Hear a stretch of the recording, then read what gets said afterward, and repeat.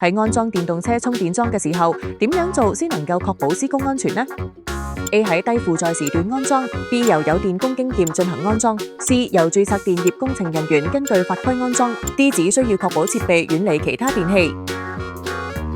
答案係 C， 確保施工安全嘅最佳做法係由註冊電業工程人員根據法規進行安裝。電動車充電設施屬於固定電力裝置，必須符合電力條例同埋其附屬規例嘅相關規定。其電力工程包括設計、安裝、校驗、檢查、測試、維修、改裝同埋修理，均須由註冊電業承辦商同埋適當級別嘅註冊電業工程人員進行。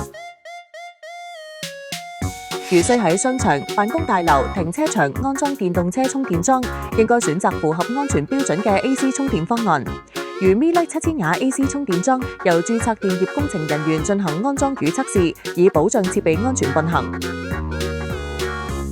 聯絡 Mi-Lite 以低成本、高效能嘅方式，為你嘅商業場地提供最佳充電解決方案。